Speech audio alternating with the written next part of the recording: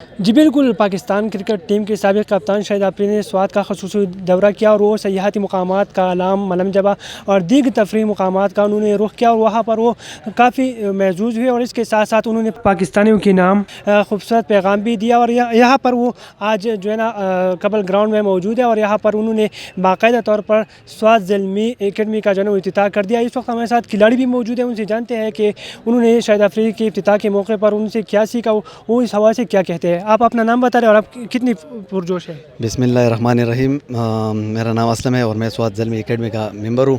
یہ شاہد افریدی نے آ کر ہماری اکیڈمی کا افتتاح کر کے یہ ہمارے لیے قابل فخر کی بات ہے، کیونکہ ان جیسا عظیم پلیئر یہاں آ کر ہمارے حوصلے ان کے ساتھ بہت بڑھ گئی ہے اور اب ہمارا کھیل کے ساتھ شوق بھی بڑھے گا، کیونکہ ہم نے ان کو دیکھ کر ہمیں بھی دل کر رہا ہے کہ ہم بھی آگے جائیں۔ صحیح، تو آپ کا کیا پروگرام ہے؟ آپ آگے جا کے اپنا ملک کا نام روشن کریں گے؟ انشاءاللہ ہم کوشش کریں گے کہ اچھا کھیلے اور ٹیم میں سلیکٹ ہو جائے۔ بہت شکریہ، آپ نے کھلاڑی کی بھی بات سنی، تو یہاں پر بڑی تعداد میں کھلاڑی بھی موجود ہے اور انہوں نے شاہد افریدی کی آمد کے موقع پر کافی اچھی تاثرات کا اظہار بھی کیا۔ جی